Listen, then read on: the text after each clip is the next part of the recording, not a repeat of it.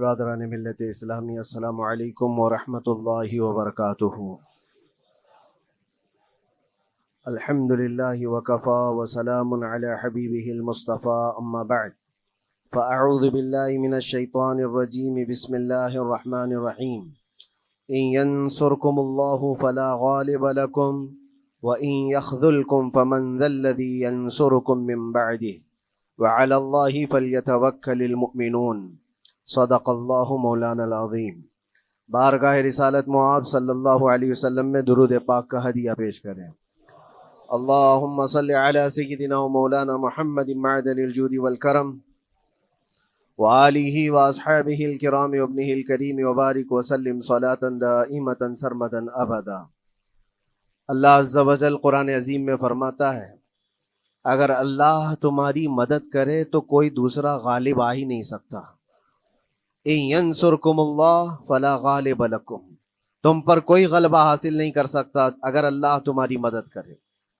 وَإِن يَخْذُلْكُمْ فَمَنْ ذَا الَّذِي يَنْصُرُكُمْ مِنْ بَعْدِهِ، اور آگے اللہ فرماتا ہے، اور اگر اللہ تمہیں چھوڑ دے یا گرا دے تو کون ہے اس کے بعد جو تمہاری مدد کرے؟ کوئی ہے جو اللہ کے علاوہ تمہاری مدد کر سکتا ہے؟ جب نہیں ہے تو پھر آگے ہونا کیا چاہیے؟ وَعَلَى اللَّهِ فَلْيَتَوَكَّلِ الْمُؤْمِنُونَ، تو مومنوں کو چاہیے کہ وہ صرف اللہ پر بھروسہ کر کے رہیں۔ فتح، نصرت، مدد، یہ سب جو چیزیں ہیں بہت سارے لوگوں کے ذہن و دماغ میں ایسے ہے کہ فوراً آ جانا چاہیے۔ کوئی بھی فتح ہو، کوئی بھی مدد ہو، بغیر تمہارے اسٹرگل کیے ہوئے، بغیر مصیبت اٹھائے ہوئے نہیں ملے گی۔ اگر فتح و نصرت یوں ہی آپ کو روزانہ ملنے لگ جائے تو کیا رسول پاک صلی اللہ تعالیٰ علیہ وسلم مدینہ طیبہ میں بیٹھ کر دعا کرتے تو ساری چیزیں فتح یاب نہیں ہو جاتی؟ آپ صلی اللہ تعالیٰ علیہ وسلم کو بدر میں جانے کی ضرورت کیا پیش آتی؟ احد میں اپنے 70 جوان صحابہ کی شہادت پیش کرنے کی ضرورت کیا پیش آتی؟ اور اسی طرح سے خیبر ہو کہ حنین ہو کہ طائف ہو، کتنی جنگیں ہیں جس میں اپنی جان کی بازی لگائی صحابہ نے۔ سب سے بڑا معرکہ تو کربلا کا دیکھیں آپ، جہاں پورا کا پورا خاندان شہید ہو گیا ہے۔ تو فتح و نصرت بغیر قربانی کے اور بغیر تکلیف کے ایسی ہی آ جائے، آج کے زمانے میں ہم سوچ کر کے بیٹھے، ایسا نہیں ہوتا۔ اسلام زندہ ہوتا ہے ہر کربلا کے باہر، اور اللہ کی مدد آتی ہے، یہ بھی نہیں ہے کہ نہیں آئے گی۔ کچھ لوگ مایوس ہوتے ہیں، کچھ لوگ نروس ہو جاتے ہیں اور بھاگنے پر مجبور ہوتے ہیں۔ یہ امتحانات کی گھڑی ہوتی ہے۔ ایک حدیث پاک میں آپ کو بتاتا ہوں، اللہ کے نبی صلی اللہ تعالیٰ علیہ وسلم ارشاد فرماتے ہیں کہ آخر زمانے میں ایک ایسی عظیم جنگ ہوگی ایمان والوں کی اور رومیوں کے درمیان۔ کفار و مشرکین ہیں اور مسلمین ہیں۔ اس کو ملحمۃ الکبریٰ کہا گیا ہے، قیامت سے قریب ہونے والی یہ سب سے بڑی جنگ ہے۔ اسی سے آپ اندازہ لگائیں، اللہ کے حبیب صلی اللہ علیہ وسلم ارشاد فرماتے ہیں کہ اس میں کفار و مشرکین 80 جھنڈوں کے نیچے آئیں گے، اور ہر جھنڈے کے نیچے 12,000 کی فوج ہوگی، جو تقریباً حساب کرنے پر 9,60,000 کی فوج بن جاتی ہے۔ اگر وہ مومنین سے مقابلہ کرنے کے لیے اتنی بڑی فوج ایک جگہ جمع ہوتی ہے تو پھر اس جنگ کا اندازہ کریں کتنی بڑی۔ اس کو الملحمۃ الکبریٰ کہا گیا ہے اس لیے کہ اس میں گوشت کے چھیتڑے اڑیں گے۔ ملحمہ جو کہا گیا ہے عربی میں کہ گوشت کے ٹکڑے ٹکڑے دیکھے جائیں گے، اس قدر اس میں جانیں جائیں گی۔ اس جنگ کے متعلق جو اللہ کے حبیب صلی اللہ علیہ وسلم نے پیشین گوئی کی ہے، جو پہلے سے خبر دی ہے، وہ کیا ہے؟ فرمایا کہ پہلا دن جب ہوگا مقابلہ کا تو اس میں مسلمانوں کی جماعت میں تعداد کتنی ہوگی یہ تو نہیں بتایا گیا۔ کفار و مشرکین کے تو پتہ ہے کہ 80 جھنڈوں کے نیچے آئیں گے، لیکن مسلمان اور مومنین جو لڑ رہے ہیں ان کی تعداد کا کوئی علم نہیں ہے ہمیں، لیکن یہ پتہ ہے کہ ان میں سے 1/3، ایک پوری جماعت کا 1/3 حصہ میدان چھوڑ کر بھاگ جائے گا۔ جنگ میں سے وہ میدان چھوڑ کر بھاگ جائیں گے جب اتنی شدت کی چیز ہو رہی ہو، مصیبت آ گئی ہے، تکلیف آ گئی ہے۔ ایک تہائی میدان چھوڑ کر بھاگ جائیں گے. اور ان پر کیا فرمایا حضور پاک صلی اللہ علیہ وسلم فرماتے ہیں وہ دنیا کے روئے زمین کے بدترین لوگ ہوں گے, ان کی توبہ بھی قبول نہیں ہوگی. وہ سب سے بدترین لوگ ہوں گے, پیٹھ دکھا کر جو نکل چکے. دوسرا مرحلہ آئے گا, دوسرا پڑاؤ, یہ ایک بہت سخت سٹرگل کرنے والا میدان ہے, مصیبت اٹھا رہے ہیں, مشقت اٹھا رہے ہیں. دوسرا دن ایسا ہوگا کہ مومنین کی جماعت کا 1/3 ایک تہائی حصہ شہید ہو جائے, قتل ہو جائیں گے. سوچو یہ بہت بڑی بات ہے. یہ دونوں چیزوں پر میں آج آپ سے گفتگو کرنا چاہتا ہوں.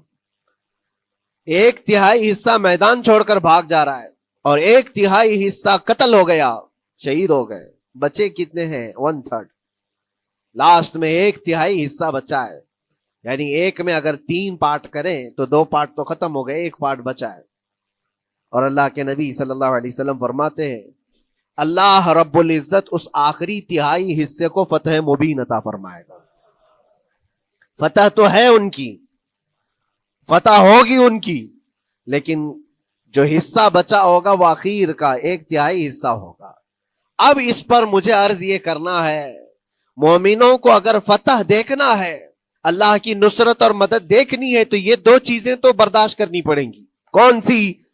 پہلی چیز اپنوں کا چھوڑ کر بھاگ جانا, اور دوسرا اپنوں کا اپنے سامنے مر جانا. یہ دونوں چیزیں ہمیں دیکھنا پڑے گا. بہت سارے ایسے ہوں گے جو چھوڑ کر جا چکے ہوں گے, دامن چھڑا رہے ہوں گے, بھاگ چکے ہوں گے, اور کچھ وہ ہوں گے جو لڑتے لڑتے اپنی جان دے چکے ہوں گے. یہ دونوں بھی بہت سخت مسئلے ہیں میرے عزیزوں. انسان کو یہ پگھلا دیتی ہیں چیزیں. اگر آپ کو ایسا لگے کہ میرے اپنے جاننے والے لوگوں میں سے کچھ لوگ مجھے چھوڑ کر بھاگ جا رہے ہیں, تو یہی انسان ٹوٹ جاتا ہے, اس کے دل کی کیفیت بدلنے لگ جاتی ہے, وہ پھر مایوسی کا شکار ہونے لگتا ہے. میری جماعت میں 100 لوگ تھے, 90 تو بھاگ رہے ہیں, 10 کیا کریں گے؟ اس کا اندر سے جو عزم تھا, حوصلہ تھا, وہ ڈاواں ڈول ہونے لگ جاتا ہے. اپنوں کا چھوڑنا یہ بہت بڑی آزمائش ہوتی ہے. وہ کسی بھی میدان میں آپ دیکھ لیں, کسی بھی میدان میں اپنے لوگ اگر چھوڑ دیتے ہیں تو یہ اس کے لیے آزمائش ہے بہت بڑی. اور دوسری آزمائش تو یہ ہے, بچے آدھے تھے, اس میں سے تو آدھے انتقال کر گئے. کبھی میرا عزیز دوست, کبھی میرا عزیز مشورہ دینے والا مشیر, کبھی بہت زیادہ مجھے سپورٹ کرنے والا, ایسے لوگ جب انتقال کرنے لگ جائیں تب پھر آدمی پھر ٹوٹ جاتا ہے. کچھ تو بھاگ گئے اور کچھ تو قتل ہو گئے. میں کیا کروں گا میرے عزیزوں؟ جو آخر میں بچنے والے لوگ جو ہوتے ہیں نا, وہ معمولی نہیں ہیں. وہ اللہ کی ذات پر سب سے زیادہ توکل کرنے والے لوگ ہیں. ان کو کوئی چیز ہٹا نہیں سکتی. اپنوں کی بے وفائی بھی ان کے قدموں میں لرزہ نہیں لاتی, اور اپنوں کا انتقال ہو جانا بھی ان کے حوصلوں کو نہیں توڑتا. تبھی جا کر کے اللہ تعالیٰ انہیں فتح مبین عطا فرماتا ہے. اور یہ چیز ملحمت الکبریٰ میں دیکھی جانے والی تھی, دیکھی جانے والی تھی, جو قیامت کے قریب ہونے والی جنگ ہے.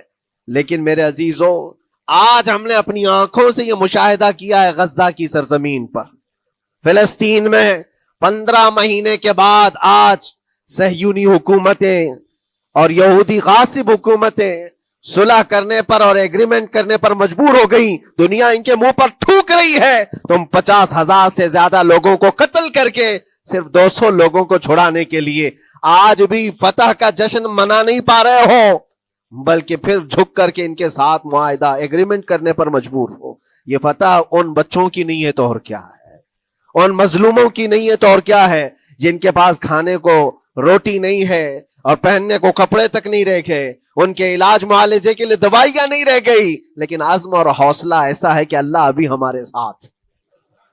میرے عزیزوں, ان کے توکل اور ان کے عزم کے متعلق یہ صرف اور صرف اخبار کی باتیں نہیں ہیں, سوشل میڈیا کی باتیں نہیں ہیں. مخبر صادق رسول کریم صلی اللہ علیہ وسلم نے 1400 سال پہلے ہی بشارت دی تھی. اللہ کے نبی صلی اللہ علیہ وسلم فرماتے ہیں کہ دمشق کے ابواب یا پھر بیت المقدس کے آس پاس رہنے والوں میں ایک جماعت ہمیشہ قیامت تک ایسی رہے گی جو حق کے لیے لڑتی رہے گی. حضور پاک صلی اللہ علیہ وسلم فرماتے ہیں حق کے لیے وہ لڑتی رہے گی، قیامت تک ایک جماعت ہوگی. اور ان کی فضیلت میں میرے آقا فرماتے ہیں کہ ان لا یضرہم خذلان من خذلہم، ان کو دھوکہ دینے والوں کا دھوکہ ان پر کچھ اثر نہیں کرے گا، یا پھر ان کو چھوڑ دینے والے یا ان کی بات نہیں کرنے والے، یہ سب چیزیں ان کو کچھ بھی ضرر نہیں پہنچائیں گی. میں اس سے قبل اسی مسجد میں آپ کے پاس اس حدیث کو دہرا چکا ہوں، بیان کر چکا ہوں. اللہ کے نبی صلی اللہ علیہ وسلم فرماتے ہیں ان کو کوئی چیز نقصان نہیں پہنچائے گی، دھوکہ دینے والوں کی دھوکہ دڑی ان کا کچھ نقصان نہیں پہنچائے گی. آپ ہو سکتا ہے سوال کریں، عمارتیں ٹوٹ کر راکھ میں بدل گئی، ہزاروں بچے قبروں میں سو گئے، کتنی عورتیں بیوہ ہو گئیں، کتنوں کے گھر اجاڑے گئے، کتنوں کے ہاتھ پیر توڑے گئے ہیں، بمباری میں وہاں پر کون صحیح سلامت رہا، 2 لاکھ کے قریب لوگ متاثر ہوئے، اور مولانا آپ کہتے ہیں حضور نے فرمایا حدیث میں ان کو کچھ نقصان نہیں ہوگا. یہ نقصان نہیں ہے تو اور کیا ہے؟ ہو سکتا ہے آپ کے ذہن میں یہ سوال گردش کر رہا ہو، آپ بار بار یہ سوچ رہے ہوں گے اللہ کے نبی نے فرمایا ان کو کوئی چیز نقصان نہیں دے گی، دھوکہ دینے والوں کی دھوکہ دڑی سے ان کا کچھ بگڑے گا نہیں. اتنا تو بگڑ چکا، پورا راکھ میں بدل گئے، علاج کرانے کے لیے دوائی تک نہیں ہے، تو پھر کیا؟ اللہ کے نبی نے کیا فرمایا کہ ان کو نقصان نہیں پہنچے گا، ان کو ضرر نہیں ہوگا. پھر یہ ساری تکلیفیں اور یہ ضرر کیا ہے؟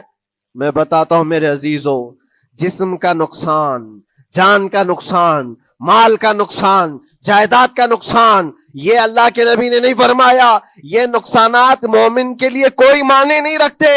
اگر ایمان سلامت ہے تو پوری کائنات سلامت ہے، اور یہ اللہ تبارک و تعالیٰ نے آج تک ان کے ساتھ رکھا ہے. ان کا ایمان محفوظ ہے، ایمان موجود ہے، جس کی وجہ سے یہ سارے نقصانات کچھ معنی نہیں رکھتے. اس لیے کہ یہ تکلیفیں، یہ جو ساری مصیبتیں آئی ہیں، اس پر تو اللہ تعالیٰ نے اجر عظیم کا وعدہ فرمایا ہے، اجر عظیم کا وعدہ فرمایا ہے.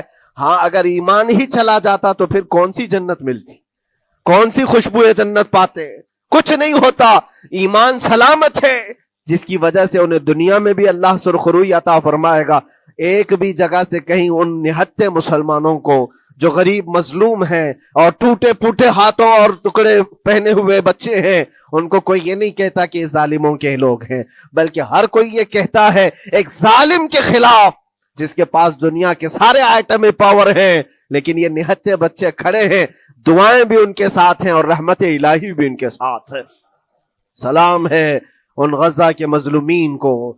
اور وہاں تو بچے، مرد تو مرد، عورتیں. آپ نے سنا ہوگا ان جوان لڑکیوں کا، میں نے دیکھا تھا، وہ کہہ رہی تھی کہ ہم رات کو برقع پہن کر کے اور رات کو ہم حجاب پہن کر کے سو جاتی ہیں، اس لیے کہ بمباری میں جب گھر تباہ ہو جاتے ہیں، صبح لوگ لاشیں اٹھانے آتے ہیں تو کہیں ہم بے پردہ لاشوں میں نہ مل جائیں. سلام ان بہنوں کو. آج وہ عورتیں سبق لیں ان سے جن کو اللہ نے ہر طرح کی نعمتیں دی ہے. تمہارے گھر میں جائیداد بے پناہ ہے، مال و دولت بے پناہ ہے، کپڑے روز بدلنے کے لیے تمہارے پاس ہیں، سب رکھ کر کے تم عورتوں کو آج ہم بازاروں میں جو بے پردہ دیکھتے ہیں، یہ شادی محلات میں ہر جگہ جو عورتوں کی بے حیائی اور بے پردگی دیکھ کر پھر میں سوچتا ہوں سلام ان بہنوں کو جو موت کی رات بھی حجاب ہٹانا نہیں چاہتی، اس لیے کہ دنیا سے جائیں تو اللہ کی بارگاہ میں حجاب کے ساتھ جائیں. یہ ایمان ہو تو پھر اللہ تبارک و تعالیٰ کی مدد بھی آتی ہے، نصرت الہی آتی ہے. مجھے بتاؤ میرے عزیزوں، 50,000 کا خون کر دینے والا وہ ظالم اور غاصب اسرائیل، وہ اپنے 200 قیدیوں کو چھوڑا کیوں نہیں سکا؟ وہ حاصل کیوں نہیں کر سکا 200 لوگوں کو؟ بلکہ ان میں سے 5 لوگوں کو کیوں نہیں حاصل کر سکا؟ 50,000 کو قتل کر ڈالا، اور وہ بھی سیویلینز کو، شہریوں کو جن سے تمہارا مقابلہ ہے، ان کی موت کی تو کوئی خبر ہی نہیں آتی. جو تم سے برسر پیکار ہیں، جو لڑ رہے ہیں، ان کے موت کی خبر نہیں آتی. بچوں کی موت، عورتوں کی موت، ہاسپٹل میں موت، یہ سارا جو ناچ دیکھا گیا ہے 15 مہینے سے ہم دیکھتے آئے. لیکن افسوس اس بات کا ہے میرے عزیزوں، اللہ کا عذاب ان ظالم بادشاہوں پر بھی آئے گا جو ان کی موتوں پر دیکھ کر تماشے کر رہے ہیں. وہ اپنی عیاشیوں میں مصروف ہیں، وہ اپنے عیش قدوں میں شراب نوشی اور کباب خوری پر مصروف ہیں، اور ان بچوں کی تڑپتی ہوئی لاشوں پر وہ اپنی کرسیاں سجائے بیٹھے ہیں. وہ عرب کے ظالم بادشاہ کہاں ہیں؟ جن کے گھروں میں سونے کے ٹوائلٹ بنائے گئے ہوں، جو سونے کی کرسی پر بیٹھ کر کے حکومت اور تخت بچھاتے ہوں، میرے عزیزو ان کی بھی پکڑ آنے والی ہے، آپ انتظار کرو، کیونکہ اللہ تعالیٰ قرآن میں فرماتا ہے وَسَيَعْلَمُ الَّذِينَ ظَلَمُوا أَيَّ مُنْقَلَبٍ يَنْقَلِبُونَ، ان قریب ظلم کرنے والے یہ پہچان لیں گے کہ اللہ ان کو کس پلٹی میں گرائے گا، وہ کس پلٹی میں، کس کھائی میں جا کر کے گریں گے۔ اندازہ کرو، ظالم صرف وہی نہیں ہے جو بمباری کرتا ہے اور قتل عام کرتا ہے، ظالم وہ بھی ہے جو تماشائی بن کر کے لوگوں کا سپورٹ کرتا ہے، ان لوگوں کو سراہتا ہے جو ظلم کر رہے ہیں۔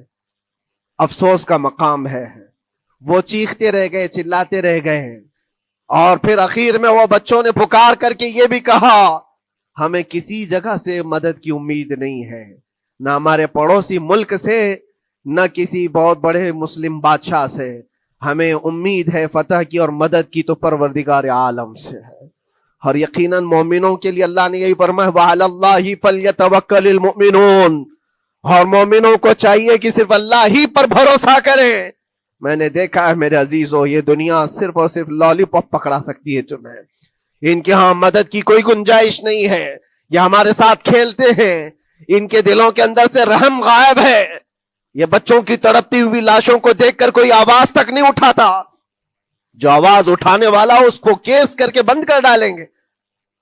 جو بھی اگر مظلوموں کے لیے آواز اٹھائے، ان کا پرچم لہرائے، تو کتنے تو یہاں پر ایف آئی آر ہو گئے، بند کر دیے گئے۔ کیوں؟ مظلوموں کے لیے آواز اٹھانا کیا یہ ہمارا رائٹ نہیں ہے، ہمارا حق نہیں ہے؟ تم ظالموں کے لیے علل اعلان بات کر سکتے ہو، ہم مظلوموں کی بات بھی نہیں کر سکتے، کیسی بات ہے؟ میرے عزیزو، ہم جس دنیا میں جی رہے، اسی لیے میں آپ سے کہتا ہوں اٹھو وہ گر نہ حشر نہ ہوگا پھر کبھی، دوڑو کہ زمانہ چھال اپنی چل گیا، قوت عشق سے ہر پست کو بالا کر دو، دہر میں نام محمد سے اجالا کر دو۔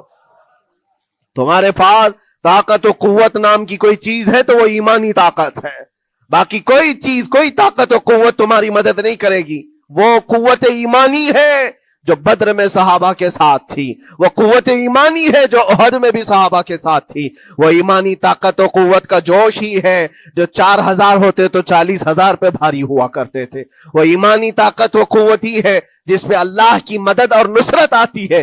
آج مومنو، آپ سب سے زیادہ اللہ پر توکل کرو، اللہ پر بھروسہ کرو۔ میں نے دیکھا ہے میرے اپنے معاملات میں 8 مہینے تک میں اسٹرگل کرتا رہا، پل پل دیکھتا رہا، اور ایسی زمین پر مجھے لٹایا جاتا جہاں فرشی بھی نہیں ہے، پتھروں کی زمین پر لیٹ لیٹ کر کے ہماری کمر ٹوٹنے پر آتی۔ اس وقت لوگ یہ کہتے فلاں کی طرف سے مدد آ جائے گی، فلاں کی طرف سے مدد آ جائے گی، ہم نے یہ لائن بھی لگا دی ہے، یہ سورس بھی لگا دیا ہے، ہر طرف دیکھتا رہا، اخیر میں پھر یقین ہوا مدد کہیں سے نہیں، میرے پروردگار سے ہی آئے گی۔ اللہ ہی مدد کرتا ہے مومنوں کی، بس یہ ہے کہ صبر ضروری ہے اور تھوڑی مصیبت اٹھانا ضروری ہے، اس لیے کہ مزاج ہے اسلام کا، اسلام زندہ ہوتا ہے ہر کربلا کے بعد۔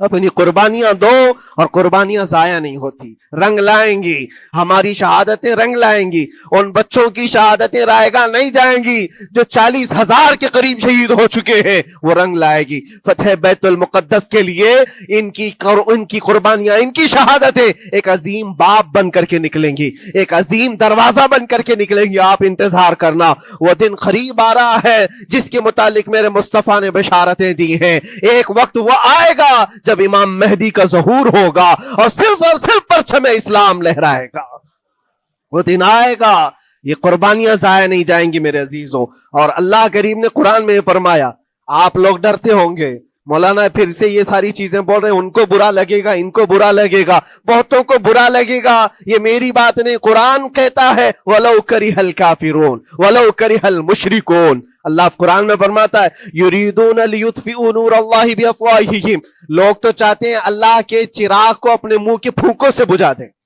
اللہ کے چراغ کو اپنے منہ کے پھونکوں سے بجھا دیں۔ اللہ کا چراغ اسلام ہے، اللہ کا چراغ یہ قرآن ہے، اللہ کا چراغ رسول پاک کی ذات ہے، اور ظالم یہ چاہتے ہیں اپنے منہ کے پھوکوں سے اس چراغ کو بجھا دے، اور قرآن کہتے ہیں واللہ متم نورہ، اللہ تعالیٰ اپنے نور کو، اپنے چراغ کو مکمل کر کے رہے گا اور پوری دنیا میں غالب آ کر رہے گا۔ آخر میں یہ جملہ اللہ نے فرمایا، اگرچہ کافر یہ بات ناپسند کرتے ہوں، اگرچہ مشرک یہ بات ناپسند کرتے ہوں، میں نہیں کہہ رہا، اللہ کہہ رہا ہے یہ بات تو بری لگے گی ہی۔ ایسا کیوں بولتے ہیں؟ اس لیے کہ یہ ہونے والا ہے جو قرآن نے کہا۔